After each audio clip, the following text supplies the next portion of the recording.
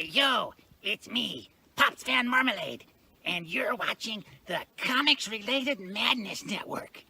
Huh? So come get some. CromCon. CromCon.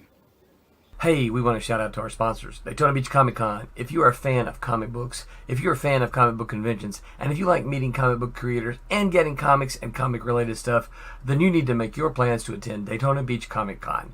This year's show is September 9th and 10th. Silverline will be there, so you should make your plans to be there too. We'll see you there. If you like comics and find yourself in the Orlando, Florida area, doesn't everyone come to Orlando at some point in time to see the House of Mouse? But when you're here, you need to make it a point to visit Coliseum of Comics, especially the one on East Colonial Drive. They carry Silverline Comics, even a limited edition Coliseum of Comics version of our comics. So, when you go, be sure to ask for Silverline Comics and tell them we sent you. OCD stands for Orlando Collector Deviants. OCD, Steve and Trish, they're a family of geeks who promote geek things, particularly those around the Orlando, Florida area.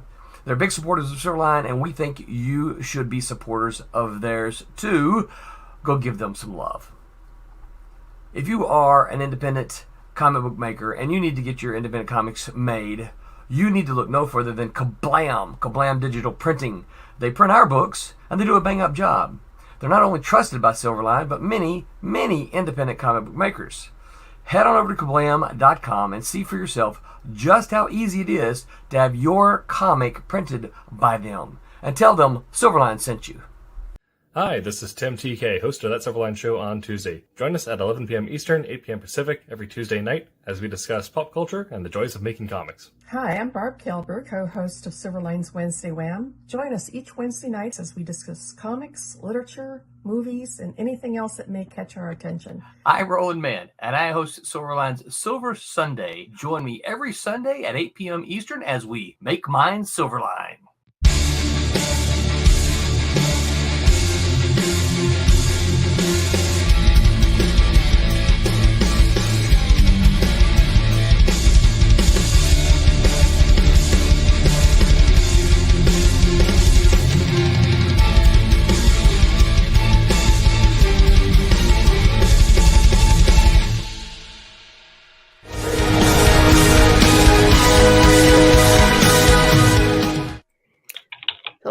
Hello, everybody. Our one viewer that is watching us live at the moment. Hi to you. We would like to thank everybody who supported our Kickstarter.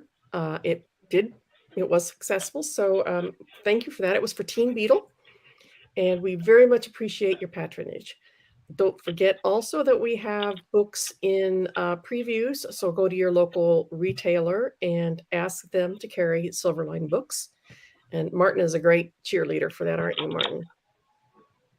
Absolutely, 100%. Yes. Well, yep. And we have our venerable Rob Davis with his back to the camera. Yeah, inking up the last panel on a page from Boston Bombers. So trying to get a little work in before we get started. And thanks to Pops for carrying the Silverline shows. We very much appreciate it. So please appreciate him in return. We love to show our appreciation for Pops. He's quite a round of character. applause for Pops.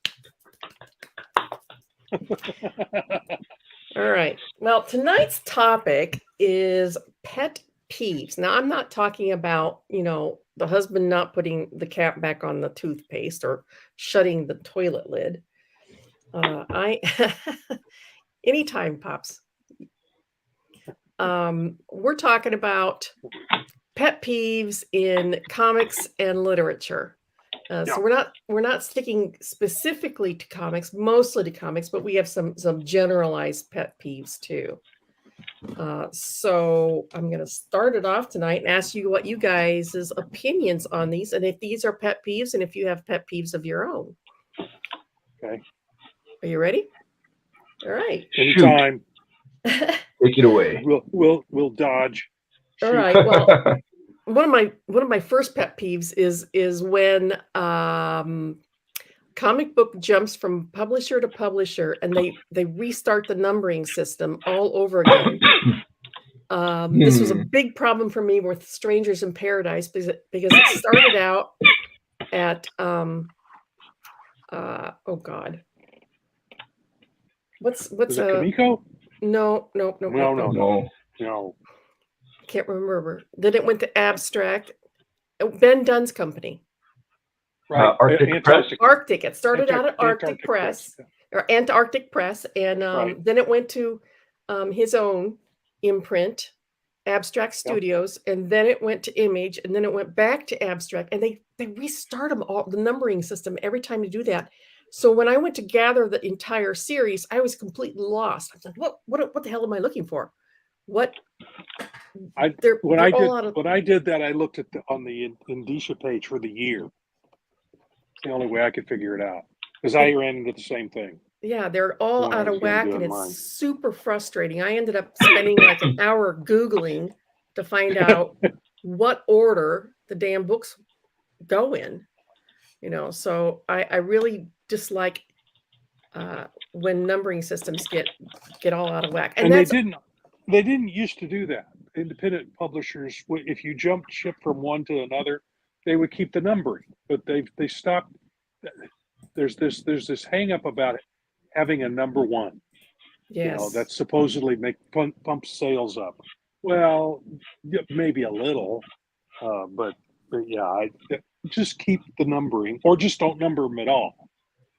Just call them and do if you're doing stories within the story, say part 1 of blah blah blah blah blah, and then part 2 of. And well, that's even more confusing because how would you know where to start? Well, you put them in alphabetical order. That's all I would do. What? That's it. I put them in alphabetical order and not worry about whether the books, fell. So yeah, that's what I would do. That's what I would do. But if the story's in sequence, then you lost if the number track. If there's a subplot running through it all, that if you wanted to sit down and read them all. But if you're reading them once and then just putting them away, do them alphabetically. But that's me. So that pet peeve, that particular pet peeve wouldn't bother me so much. But I get you on the jumping from one publisher to another and then changing the numbering. Stop. Just Yes. If you're going to number them in sequence. Number the story in sequence. 4 different publishers. Yeah, and all of them had a number 1. Mm-hmm. Yep. Yeah, but the story was continuing. Yeah. Yeah. Well, because it was a Strangers. You're talking about Strangers in Paradise, right? It was a continuing story through the whole. It was a run. big soap opera. It's a soap opera story. Mm-hmm. I mean, it had some espionage elements and some romance and some other stuff, but it was definitely a soap opera that ran. The story started in one place and ended in another, but it was a throughput. In order to really understand, if you jumped in the middle, you would almost have to go back and get to really get the full gist of the story. You had to jump on from day one and stay with it. No. Here's a question though. When they jumped from one publisher to another publisher, did they kind of start the story at a position in the story where you could onboard at that point? Or was it just a continuation of from where it left off the previous? Yep.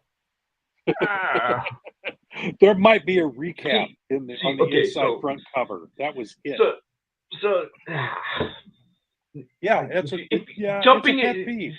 If you're jumping in the middle of your series with an issue number 1 from a different publisher. Yeah, no. Does that peeve you? That indicates to me that it was a request of the publisher, not the creator. Or can you do a double numbering system for number 1 from Image, but number 256 of the story? They didn't. No, I'm just Marvel saying, did. can you do that? That's Marvel or DC, I forget which one. I think it was DC actually did that with they restarted stories. Batman would end. They'd end it and supposedly start a new number one, where it was really just continuing the storyline. And then later on, when the anniversary of the book came along, they would start numbering it with, okay, new numbering big, number 5, number 655 of the original numbering. So they did that for a while. That was stupid too. That was okay. That's one of my pet peeves. That one bothered me too. If you're going to start over, start over. Well, and they do multiple times. They'll start. Well, they'll start number series one over thing. multiple times, and every single time they start over or reboot it or go off on a tangent, it's a number one again. And so you cannot possibly follow all of those. No. Well, it's too confusing. This leads me to my next pet peeve, but maybe do we want to segue or no? Go for it. Well, in general, I mean, or not. So reboot, constantly rebooting your universe because you tried.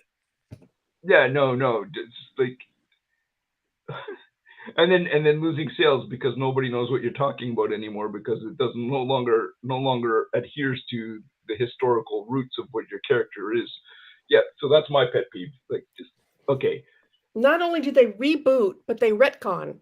Yeah, sure. So different origin stories. Yeah. So which one is canon? So when it comes to rebooting an entire universe, like, don't reboot the universe. Come up with new ideas. Like, seriously. So I think Marvel did a brilliant thing, I guess, whenever they came out with Marvel Ultimates, right? So they said, okay, they went with the multiverse.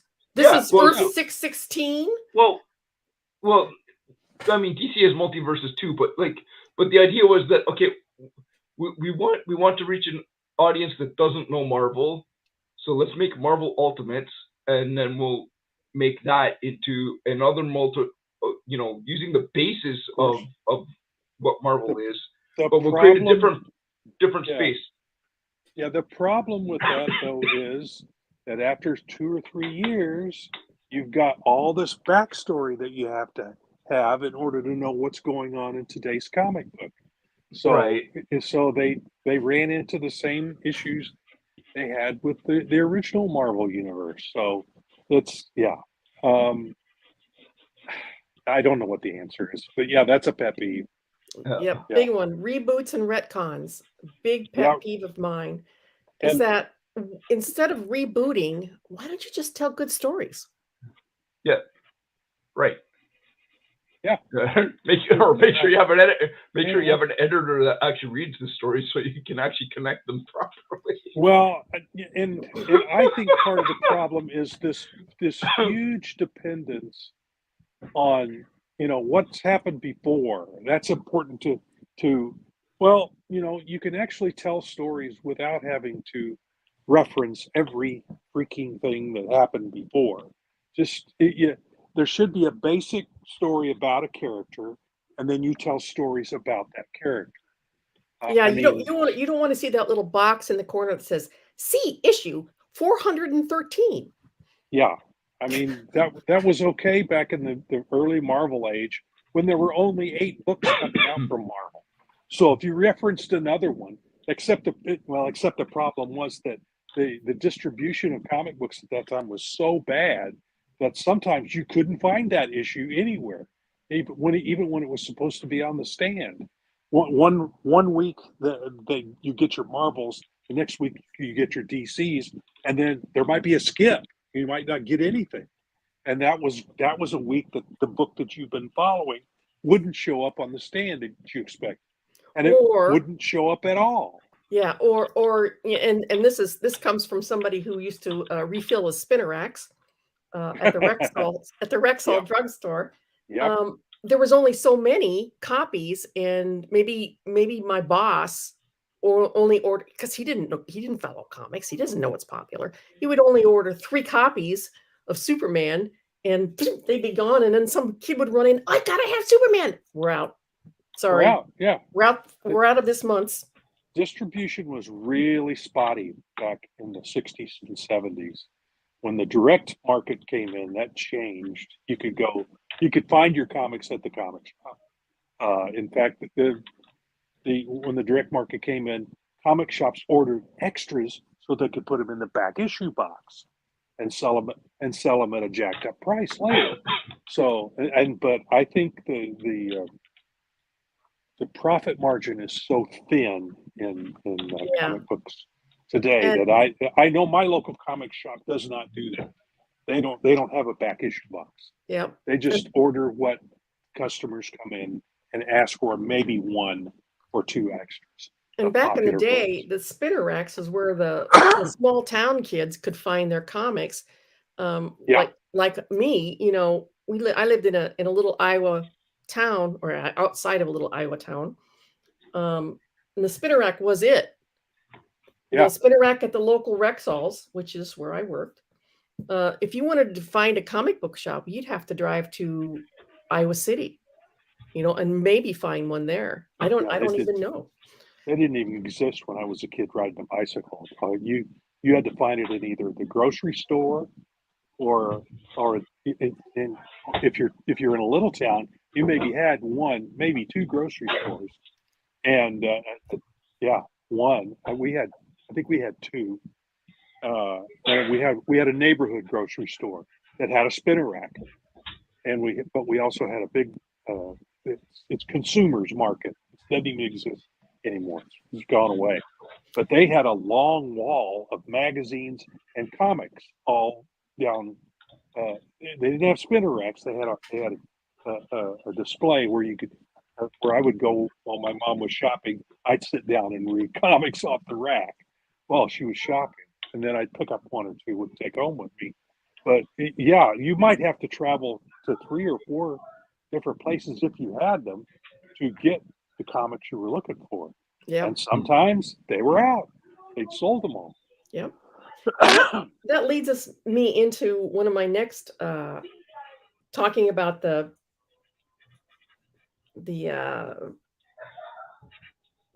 what we were talking about is the huge. I hate huge crossover events. Oh, that's. I was going to bring it up if you didn't. That's my biggest pet peeve about today. Yeah, and I know. Every year we have to have this huge crossover event where the whole universe is impacted by this story, and in order to get the whole story, you have to buy every book in the line. And I'm going, no, I don't. And I'm not buying any of that. I understand the business aspect of it. You are trying to lure more readers into the other titles and get them hooked on the other titles. But for me, I would rather skip that issue and try to figure it out what happened when I go back to reading my regular issue. I collected Avengers and Iron Man. I did not collect Fantastic Four. I didn't collect X-Men.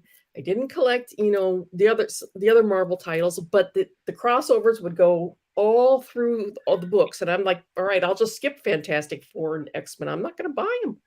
Yeah. I'm only buying the books I would normally buy. Yeah. Yeah. Yep. And so I missed part of the story, and it was very irritating, but I'd be damned if I was going to spend extra money that I didn't have. Well, yeah, exactly. Your comics budget is so much. You can only afford so many books. And if you have the ones that you like, well, you're going to keep those. And then you keep those books, and you might have a couple extra bucks for a book or 2 that are outside of your originals, but you're going to try something different, or you're going to go and check for something that's a little bit off the beaten path. So yeah. I understand the concept behind it, but I don't know if it was all that successful. But here's a question. I don't either. It was more irritating than successful. Would it really attract you to another book though?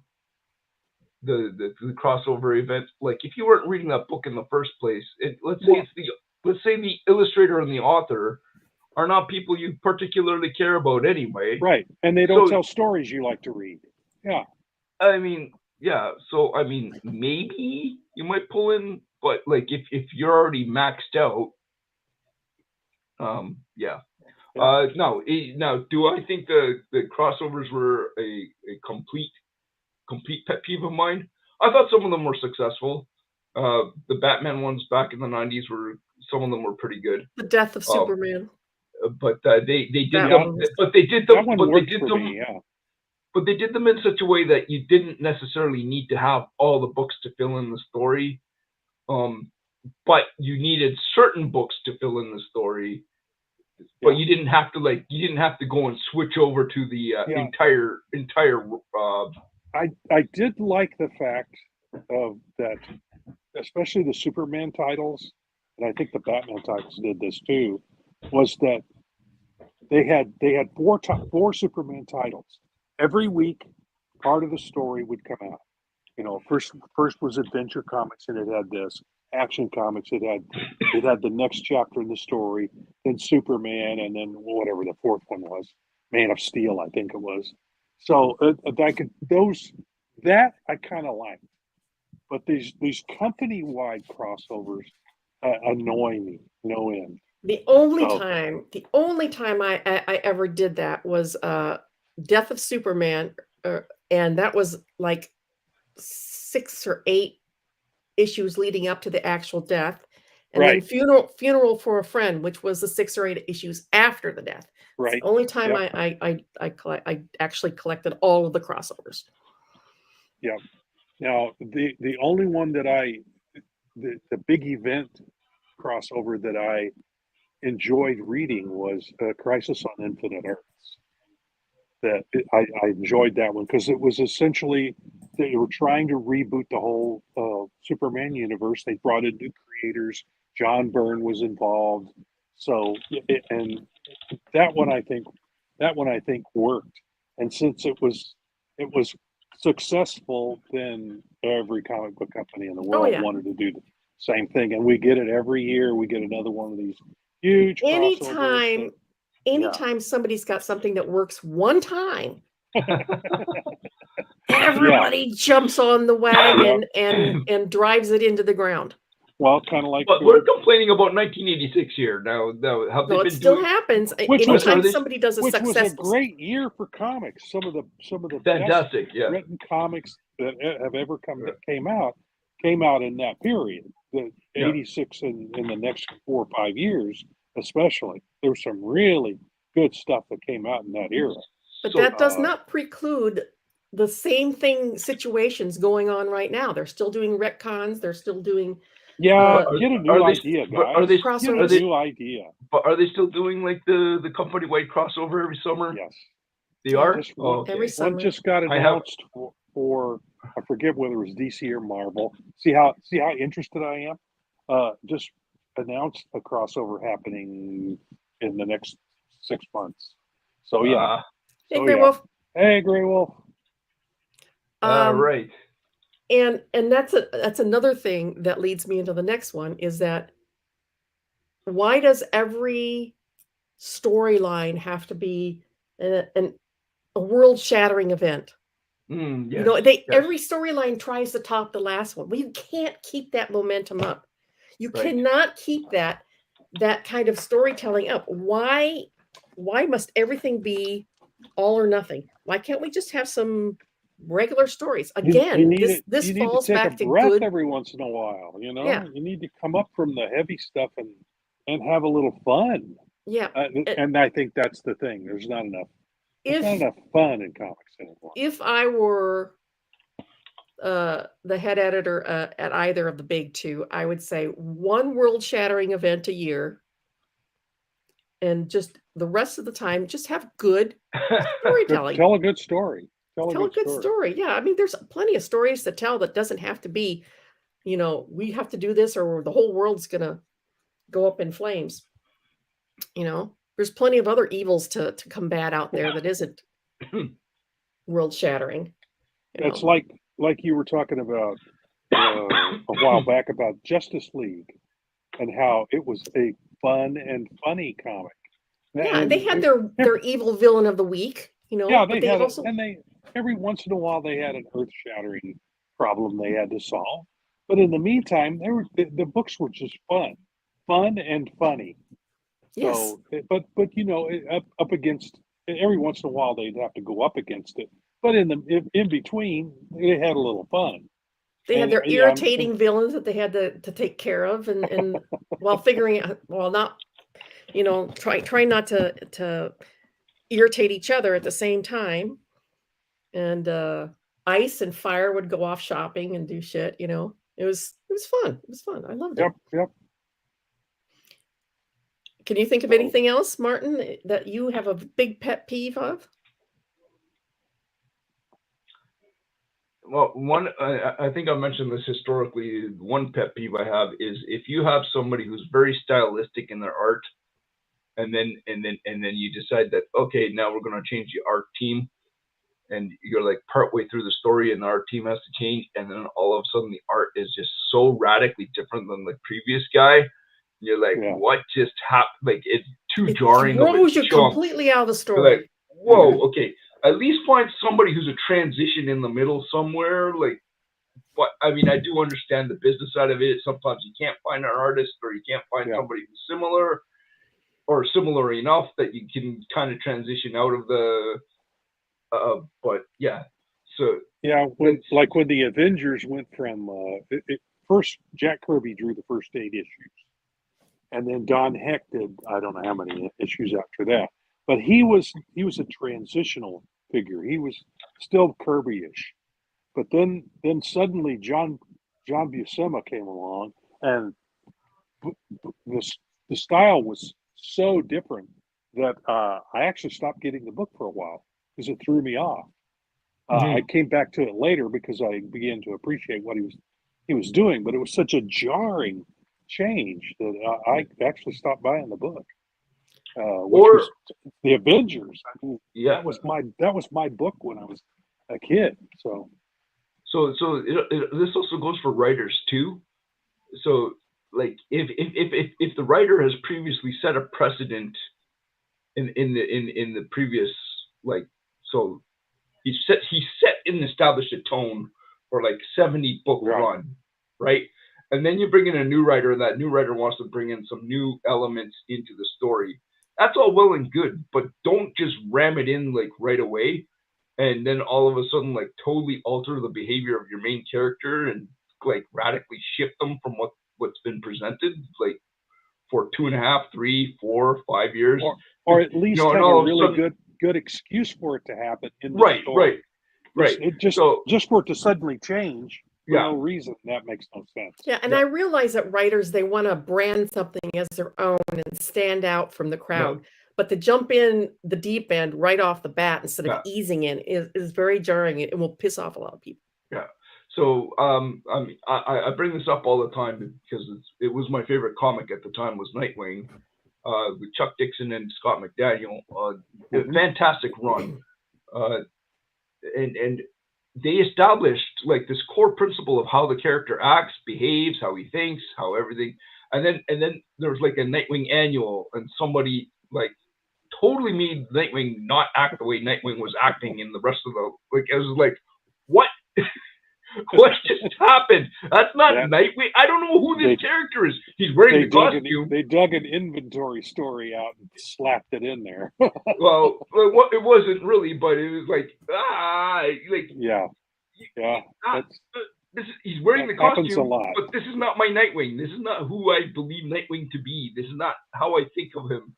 So that was really hard. And plus, the art was completely different too. It was just like, whoa, okay, whoa.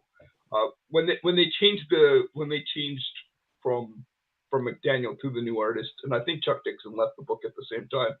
I just dropped it because I just couldn't handle the shift. I was like, that's I don't know what this is. But then there are times when a floundering book, needs a kick. A new creative team comes in and kicks. Frank Miller on Daredevil, a prime example of that, where he took a book that was on the verge of cancellation, from what I understand, and he took it and turned it around and made it into a very popular book. but he did it as a slow burn, right? He did. He didn't do it as he didn't just shove it all in the right way. I think he started off with someone else was writing it as well, if I recall correctly, and that made for the transition. And then he eventually took it over, and really took it over. So but he ramped it up slowly. He didn't just shove it up in. Where the sun don't shine. Yes, on his first issue in, Yeah. No, he didn't do that. But I can see, and you can do that, but in order to do it, something drastic has to. Something catastrophic or drastic or world changing has to happen in the book in order for it to change like that. So but it's best in a monthly comic book that's coming out regularly. You need to build up slowly to it. Now, if miniseries is a whole other animal. So, which is personally, I think that's what comics should go to, is miniseries. So, but that's an interesting. That's another topic. That's another topic. Now, is there any company that just happens to have a whole bunch of miniseries that are really well done, and I can't put they have the name Line in their name, but I can't quite put my finger on who that might be. Except Divinity doesn't hold to that mold because it's just going to be on. It's the exception that proves the rule, as they say. But it does have arcs in it, right? Yes, 4-issue arcs on each story with an underlying long-running plot. So you're essentially doing a series of miniseries, is what you're doing. Yes, a series of miniseries. And that fits within my definition of miniseries. That's what I think. What I think comics should go to, and why I'm so supportive of Silverline. I think they're doing things that their way of doing things agrees with what I think should be beat. So, okay. When we're talking about writing there, I've read a few comics where, and I'm guessing here, I don't know for sure, but I'm guessing that the editors have said to the writer, okay, we need to wrap this up. Yeah. And then you get to the last issue and everything wraps up all of a sudden, like very rushed ending, and it all wraps up with a tidy bow. And that's very irritating. And I've seen movies do that, and TV series do that too, where they and even literary books where it's like you're 6 books in to a 7-book series, and the writer kind of runs out of gas or interest, and he just like slops out the last book just to get it all, tied up. That's really irritating. That's a tough one because we all run out of energy. And sometimes we start off with these grandiose plans and it doesn't work out. But it's not fair to your audience to just phone it in. That's where take time off. Take time off from it, and then come back. But that's where you end up having that too. That being stuck between a rock and a hard place. Like the TV show Heroes back in the day, they kind of just they lost their fast, didn't it? Yeah, they lost their way, and then they kind of didn't know what to do, so they had to. They just wrote an ending. It was like, okay, what?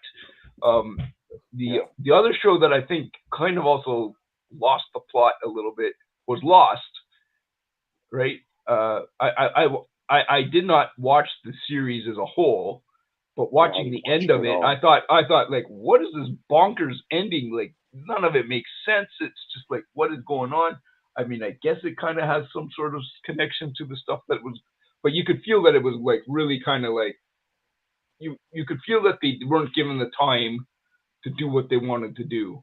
So they had to compress their ideas all into one episode, and you have to leave stuff out when you do that. So and it feels unnatural to have everything resolved in the last book or the last episode, the last comic book. In real life, everything doesn't tie up in a neat bow all at once. All of your separate plots and subplots don't come together.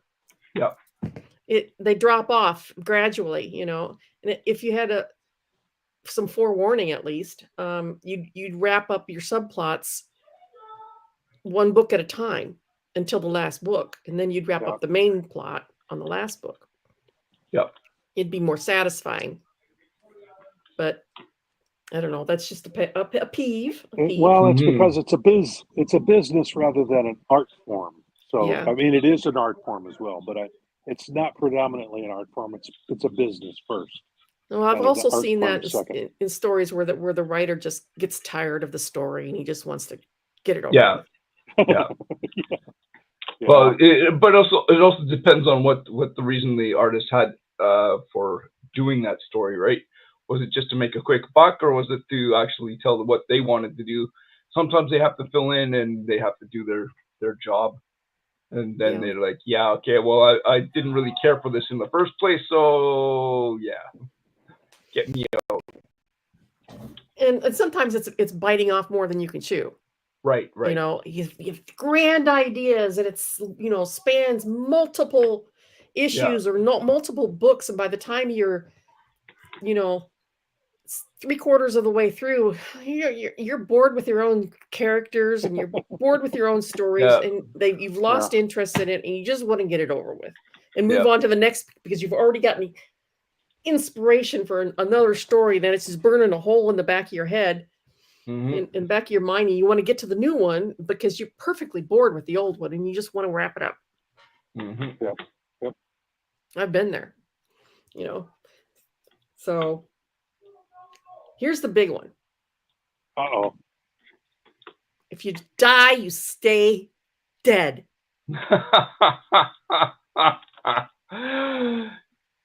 I hate it. For one thing, death is a serious and dramatic event. It loses its. It needs to be permanent and unchanging, or it loses its meaning. Right. Loses its impact. Yeah. It's just like, so what? He'll be back in 2 issues. So, an interesting thought just came to me about that. The first instance of that I can think of in literature is Sherlock Holmes. Coming back after falling down Reichenbach Falls, and then coming back later. So by popular demand, and because Arthur Conan Doyle needed some bucks, but but when he made Sherlock Holmes die, he hated the character by that point. Like I said, he was tired of it. Yeah, he was right. But when he made him die, he still made him die in a vague fashion, right? Or was it pretty? The death was off screen. It didn't happen. We didn't see, as readers, we did not see it happen. You didn't see his body. We did not see his body. We didn't see Moriarty's body. If that's a spoiler for anybody, I'm sorry, but we did. It all happened off screen. We did not see it happen, and I think Holmes left a note for Watson, and Watson's reading the note and imagining what happened rather than us actually seeing it happen. Because Watson is us. He's the eyes through which we see the whole story. So, but he didn't witness the death. So it was. He kind of left himself a back door. He left the back door open. I mean, I don't think he did it fully on purpose, but I'm betting, subconsciously back here, he was going, I might have to come back to this. So he left an opening to use. And the way he fixed it, it made a certain amount of sense. You could tell it was kind of contrived, but it worked to a certain degree. But that's the first instance of it I can think of. But it's been overused in comic books. Yes.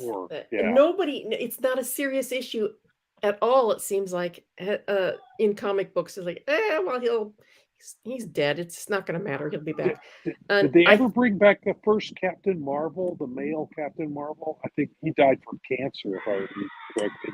And I don't think they brought him back. Not that I'm aware did I miss of. something?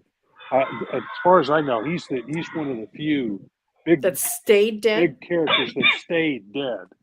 I mean, even Gwen Stacy came back, which really annoyed me. No end. That's a pet peeve. She's dead, leave her dead. Yep. But, yeah. Loses But all now its there's drama and impact. Yeah. I mean, at the end of the Marvel movie Endgame, when Iron Man dies, he's dead, and it was people were devastated. I mean, there was people crying in the theaters. Oh yeah, I teared up because he was actually dead, and he wasn't coming back. We knew that was we knew Robert Downey Jr.'s contract was up. But yeah, and he was aging out of the role too, you know. But it was so impactful because the audience knew he wasn't coming back. There was no magic fix it. Oh boy. What? Oh dear. So Marvel, Captain Marvel, the original. Did they bring it back? They did in a way. He came back as Marvel, MAR-VELL. He started out with that as his name. That was the origin. Or that was his original name? Yeah. Marvel. Okay. Mm-hmm. Marvel. Okay, so real name Marvel. Okay. Mm-hmm. Okay, so all right. Okay, so he dies. He was a Kree. He was a Kree soldier. Yeah. Oh, okay. So you know a little more. He was a shape changer. Aha. All right. So in the 1990s. Of course. In the 1990s, the Silver Surfer visits the realm of the dead. He encounters Marvel's spirit, which is later revealed to be a manifestation of his own psyche. So he's actually Silver Surfer. Marvel's former lover Iliasis also impregnates herself with his genetic information. Okay. Some of the stuff that happened in the 90s is just when Death rejects Thanos and bans him from her realm, Thanos uses the reality gem to restore Marvel. Marvel convinces him not to force Death into loving him, using the reality gem after he returns him to Death. After which he returns. So I guess he dies again. So he's never fully revived. Then they just in the realm of the dead. He learns Ilias's. Phyla-Vell. That's a cop out. I'm sorry. Okay. All right. In the 2010s, during the Chaos War, Marvel and several deceased members of the Avengers return from the dead. He takes leadership of the group, helping protect civilians and the main Avengers from Chaos Demons before being killed by the Grim Reaper. So he dies again. Sometime later, Kree Mystics resurrect Marvel at least they kill him when they do bring him back. Well, sometime later they brought him back again, resurrect Marvel using portions of the M-Cron crystal. So I retract my Captain Marvel is the only character that remained dead. I retract that. Wait. And use him against the Avengers. Please stop. The Vision frees Marvel, who sacrifices himself to save the Kree from the Phoenix Force when it threatens Hala. So every time they bring him back, he dies again. And so it means nothing. We'll just say, this was this number 6, 7, 8th time, 9 lives, Well, in a sense, he remains dead because he's always going back to being dead, right? So I don't know. I don't know what to make of this. This is it makes for crazy comic book storytelling. So. Yeah, well, that just emphasizes how meaningless. How stupid not stupid, but meaningless or just a waste of time.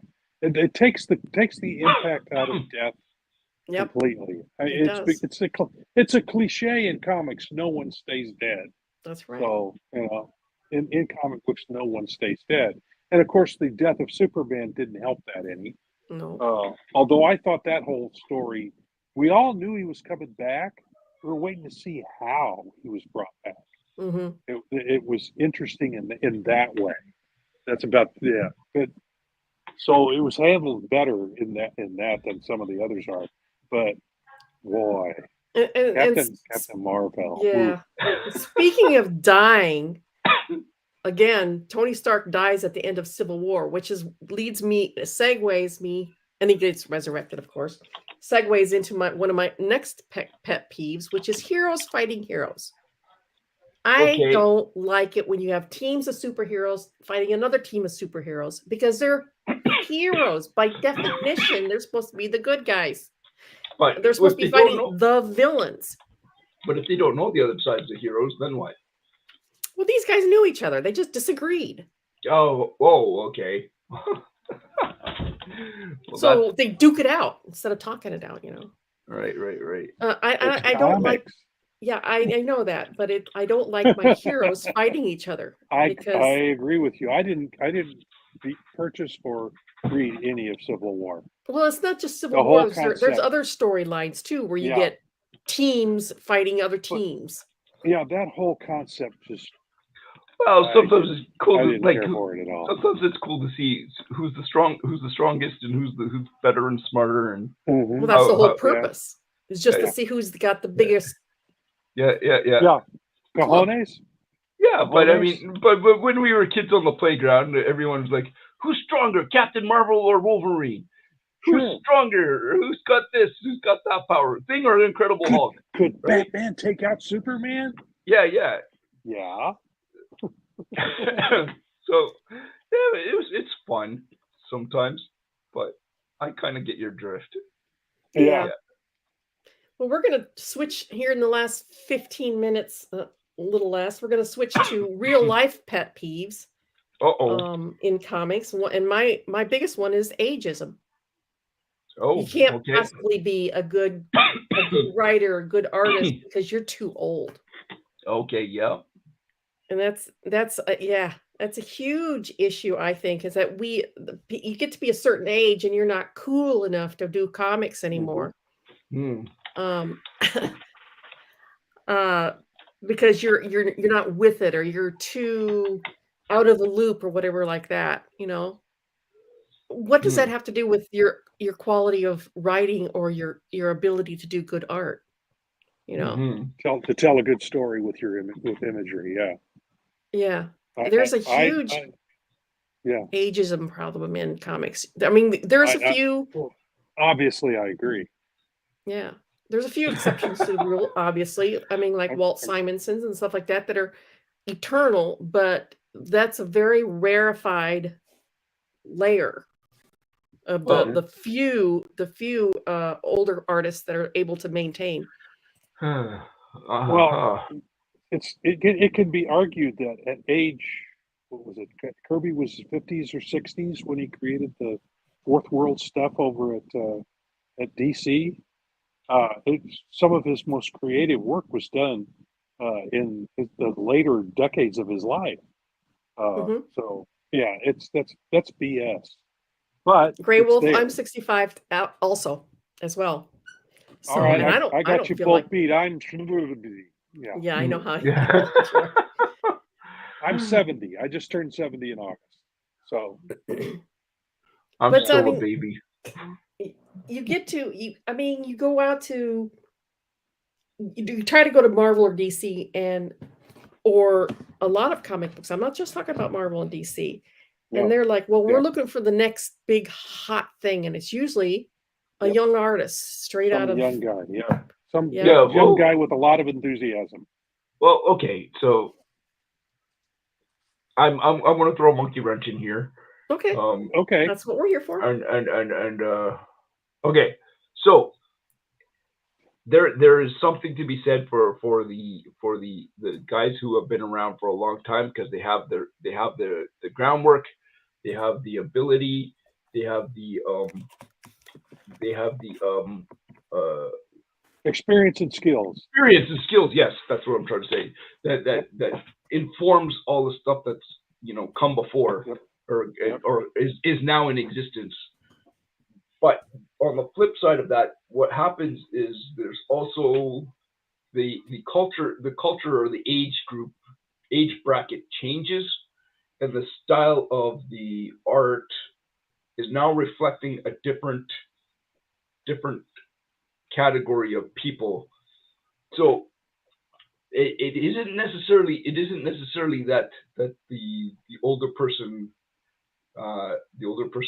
doesn't do good work or anything like that. It's the tastes have changed, and so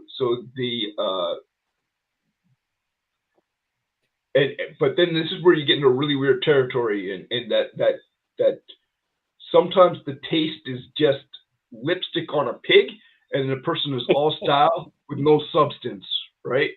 Then you get the other guys who bring in who do stuff based off what the guys previously have done, and they come and they bring something innovative and new, and they actually have substance underneath their stuff, and they're like, it's fascinating. But it's now for the time, and so there's some guys who and I'm not saying you like seeing your stuff at Silverline, your stuff is still fresh, but there's other guys who aren't able to transition. I get it. Right? I get it. So there's some artists, fantastic, absolutely love them. Well, I thought they were great, and they managed to kind of reinvent themselves to a point, but they couldn't get past into the modern zone. Right. And I think part of it is too is there's a difference between wanting to be the new hot artist on the hot book, and just coming in and doing the work on a regular. You don't want to be. I don't want to be the new hot artist. That's a comment. You're hot for a while, then you burn out and you're done. Right. Yeah. I want to have a career in this. I want to continue to do work and continue to improve, but I don't want to be on the hot book. I don't want to be the hot artist. There are a lot of legendary artists who are not being called for work. Yeah, I can think of several right off the top of my head. Yeah. And and then that's one of the things that Bernie Wrightson complained about, and I I'm going to say he was one of my Wrightson. Yeah, he was one of my best friends, so I know I'm talking of. Okay, and we discussed this. He couldn't get comic book work. No, that's why he went to Hollywood and designed monsters for Ghostbusters and did the background scenes for the Green Mile, stuff like that, because he couldn't. Bernie Wrightson couldn't get a job in comics. Yeah, so that's nuts. Here's an intriguing part of that, which is really interesting, is what happens if, even though you're a great artist, nobody's buying your stuff. Like that's a really hard pill to take. I don't know. I don't know how to wrap my head around that idea, but that sometimes happens as well. There's some guys who do fantastic work, and there's just nobody buying their work, and they don't get found. They don't get found, or they're not the hot artist of the week, so they aren't getting a lot of attention. Unfortunately, the industry has shrunk so much that unless you're in that top 5, I'm just pulling numbers out of the air, then you're not going to do very well in the industry. In order to really make any kind of decent money, you've got to be the hot artist. No, but it's because the industry is so small now. Yeah, and that's why doesn't survive. That's why I am happy doing my own book and working at Silverline, because I'm my own boss, more or less. I'm retired. I don't require having an income from a big company anymore, so I can do what I want, which is comics that I love to do. So that's the upside. Yep. So so this is something that has been percolates in the background of all the stuff that I've been doing for a long time, and I've done some children's books for people, and cracking, and as an independent trying to crack the children's book market it's insanely difficult. It is crazy hard. Oh yeah, because that's a huge hot market. Yeah. So and if you want to talk about styles being stylistically like flash in the pans, like that's a flash in the pan system right there. You might be the hot artist for like, okay, 5 books, and then you get like fans, but then all of a sudden 5 years later, well, all those little kids are no longer 5, right? Yeah. You have a whole new group of kids, and they've aged out. That whole new group of kids doesn't care for your stuff. Yeah. Mom and dad might remember that book from when they were 10, or 5, and they'll buy the book for their kid, and then, but the thing that I told the book writers that I did the illustrations for their books for was, you might need to be satisfied with the audience that you get, right? Go find your audience and deliver to them. And if you can deliver to that specific audience and they make enough for you to continue going, then keep at it and just deliver to that audience. So you find your slice of the pie and you service your pie. Don't care about anybody else or anything else. You service them. And that's the way I told them to look at it, and that's what they did. So I think they made their money back on their projects, and they serviced their select audience. And that's and if you're going to make comics, try and find where your satisfaction level is, right? And where that is, chase that. So Good point. Good point. Good. Very good. Yeah. Yep. And we're coming up to the top of the hour, and I didn't hardly even get into spelling. Oh, there's more. Spelling. Spelling. Yes. Yes. Spelling. Typos Or apostrophes. homophones. Yeah, Properly homophones. used apostrophes. Yes. Homophones are differently spelled words with different meanings, like defiantly. Breathe or breath. Dose or doze. Loose, lose. Oh, that's my big one. That's my major one. That one drives me nuts when I see it done wrong. Yeah. Loose versus lose. It's loose. Yeah. Loose is not tight. Moose. Yeah, moose, loose. Yep. Lose. Goose. Yeah, lose. LOSE. No You've extra lost it. O. Yep. There aren't 2 O's in lost. Yep. And that So 2, 2, and 2. Yeah. Here's my rule of thumb for 2, 2, and 2. If you can swap out the word also in a sentence with 2, then you know that your 2 has 2 O's. Yeah. And 2 here's O's the thing. in 2. If you can't figure out which one to use also instead. That's right. If you can't figure out how many O's to put in, just don't make a mistake. Just if put you can also read in there. if you can read the sentence and swap out 2 with also, then you know which one to use. The 2 twos. The 2 O's. 2 O's. Yeah. And I've seen this one a lot. Peak, peak, and peak. Yeah. Peak as in PEAK, very high top of the mountain. Yeah. Peak as in PEEK, I can peak. Yeah. And peak as in PIQUE, which is irritate. Pique your interest. Yes. Yeah, pique my interest. Yeah. Yeah. All right. Yeah. Can I share? Q in it. Can I share one of my live pet peeves? Oh, absolutely. Okay. Go for it. Yeah. You ready? You ready for this? That we don't show enough work on this channel. Can I show what I'm working on to the crowd? Go for it. All right, here we go. So this is wow, that's nice. Page 16. Page 16 of Wolf Hunter number 2. So this is almost done. Just got to do a couple more touch-ups, and I'm gonna put that up on the server. So yeah. I'm in the process of recoloring Divinity number 1 so it matches the rest of them. So like I learned how to use gradients in a really interesting way. So it's just been really neat to pop things out. So that is really sweet. And how are you using the gradients? I like you stuck to a palette here too, which okay. Well, that changed things, didn't it? There you go. Wow. Isn't that cool?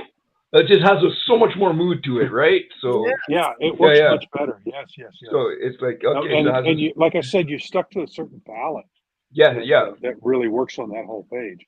Yeah, so it just holds it all together, and then so this is really cool. So it just this feels a lot different than the first book, but I think it's still playing off the first book well, and so I've had a lot of fun with this, but I got to get it done. So we'll get this hammered out. Hopefully, well, this is going to go up pretty much after we're done this conversation, and then I got 3 more pages left to touch up. So yeah, did you want to show us your Boston Bombers there, Rob, or is that secret? No, it's not secret.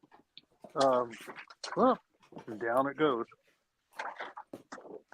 Yeah, I'm inking this at the moment. Ooh, sweet. Very sweet. Look at that, people. Oh, fantastic work. I love that tall panel. Yeah, that tall panel is exceptional. Nice. Which one? The one there at the bottom? Mm-hmm. Yeah. Bottom left. Yeah, I kind of echo it. It's the same statue in both of those, so they're echoed from that panel 2. Oh, right. Okay. 3. Yeah, I see that. So you're seeing it from one side and then the other. Mm-hmm. So nice. A little bit of the subtle storytelling there. Mm-hmm. Yep, it repeats in a lot of the panels. Yeah. Cool. That must have taken forever. Well, yeah, it took a while to do all the setup work, finding. But I use the light when I'm doing something like a room, like that room on there, or a real setting. Say in the previous issue we did Central Park, so I would do research on images of Central Park, and I'd assemble them in Photoshop and then put them on the light box. That room that took me about an hour and a half to find just the right room for the script described, and to find whatever would work, and then I composited different stuff on it to make it work even better, and that takes a while. Yeah, but well, thank you everybody for joining us tonight, as we've spent the entire hour bitching. Yeah, we're good at it though. And next week, though, we'll be a little more hopeful. We're going to talk about perspectives. So we'll talk curvilinear perspective, 5-point perspective, and page perspective. Who's talking when? Character's perspective. Yes. Yeah.